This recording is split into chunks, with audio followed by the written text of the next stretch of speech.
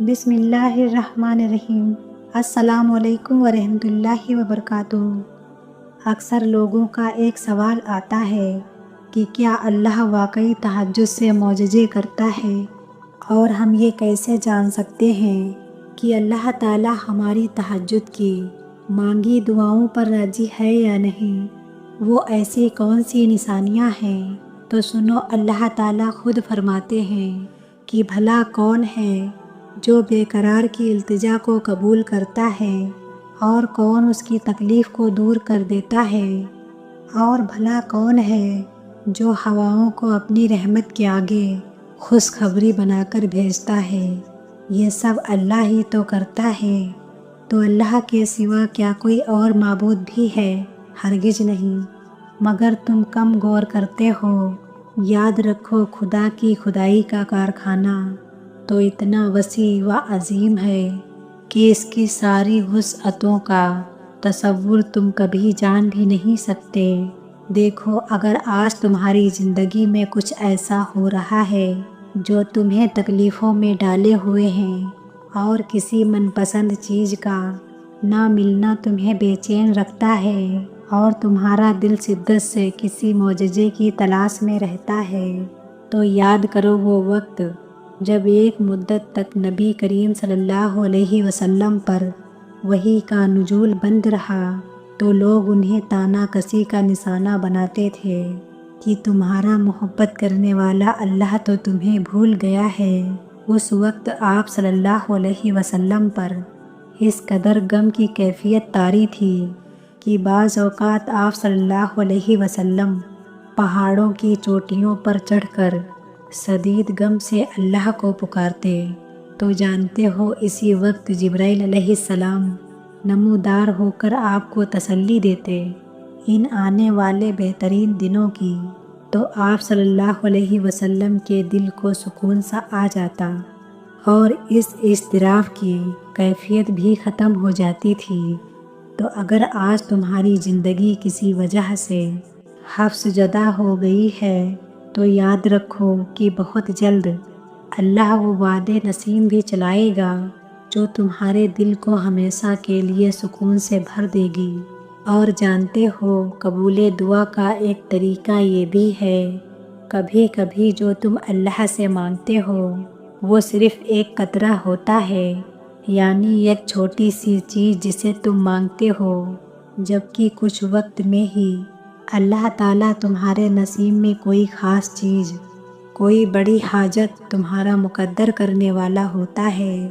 مگر تم سمجھ نہیں پاتے۔ قرآن خود کہتا ہے کہ ایک واقعہ ہے کہ تمہارا رب غیر محسوس تدبیروں سے اپنی مشیت پوری کرتا ہے، بے شک وہ علیم بھی ہے اور حکیم بھی۔ اور اگر تم یہ چاہتے ہو کہ اللہ تعالیٰ تمہاری تہجد میں مانگی دعاؤں کو قبول کر لے، تو اس سے پہلے ان دو چیزوں کو ضرور جان لو۔ یاد رکھو، اللہ نے تمہارے بارے میں جو مشیت فرمائی ہے وہ دراصل یہ ہے کہ تمہیں انتخاب اور اختیار کی آزادی بخشی جائے، اور اپنے من پسند کے مطابق راہوں پر چلتے رہنے کی قدرت دی جائے، تاکہ جو دو راستے تمہارے سامنے خیر و شر کے ہیں، ان میں جن راہوں کو تم اپنے لیے پسند کرو اس پر چل سکو، تاکہ ہر ایک جو بھی کچھ بھی پائے اپنے کوشش کے نتیجوں پر ہی پائے۔ اللہ تعالیٰ خود فرماتا ہے کہ اللہ سے بڑا تمہارا کوئی خیر خواہ نہیں، وہ تو تمہاری بھلائی چاہتا ہے، اور یہ اس کی ہی مہربانی ہے کہ وہ تم کو ایسے کاموں سے منع کر رہا ہے جس میں تمہاری بربادی ہے۔ جانتے ہو، جو محبتیں اللہ کے حدوں کو توڑ کر کی جائیں، وہ ایک دن تمہیں بھی توڑ کر رکھ دیتی ہے، کیونکہ محبت وفا اور جفا کا وہ کھیل ہے کہ جس میں شیطان تمہیں ایک حسین اور خوبصورت سفر کا جھانسا دے کر تمہیں اللہ سے جفا کے تاریک راستوں میں ڈھکیل دیتا ہے، مگر وہ ارض و سما کا مالک پھر بھی اپنی محبت سے بھرا خوبصورت بادل تم پر برسانے کا منتظر رہتا ہے۔ قرآن کہتا ہے بے شک اگر تیرا رب چاہتا تو تمام انسانوں کو ایک گروہ بنا سکتا تھا، اور بے راہ رلیوں سے صرف وہ لوگ بچیں گے جن پر تیرے رب کی رحمت ہوگی۔ اگر تم دیکھ رہے ہو وہ نشانی جو تمہیں معجزے تک لے جائے، تو جان لو جب تم اپنی امید کے ٹوٹنے سے کمزور پڑنے کے بجائے اللہ کی محبت سے جڑ کر مضبوط اور مطمئن ہو جاتے ہو کہ اللہ تعالیٰ ہی کافی ہے، تو وہ رحمان تمہاری زندگی میں حیران کن معجزوں کی وہ راہ ہموار کرتا ہے جو تمہیں بہترین اور خوبصورت منزلوں تک پہنچاتی ہے۔ اور جانتے ہو کہ جب اللہ تعالیٰ تمہاری تہجد میں مانگی دعاؤں پر راضی ہونے لگتا ہے تو یہ خاص نشانی بھی ضرور ظاہر کرتا ہے کہ جب تم اپنے مقاصد اور اپنے حدود میں تجاوز نہیں کرتے اور تمہارا یقین اور توکل ہمہ وقت اللہ کی ذات سے وابستہ رہتا ہے، تو جان لو اللہ تمہاری محنت ضائع نہیں کرے گا، کیونکہ اللہ کی رحمت کے مستحق ہو جاتے ہیں وہ لوگ جو خیر کو لبیک کہنے والے ہوتے ہیں۔ جان لو تمہارے یقین کی جڑیں گہری ہوں گی، تمہارے رب کی عطائیں بھی اتنی ہی ثمردار ہوں گی۔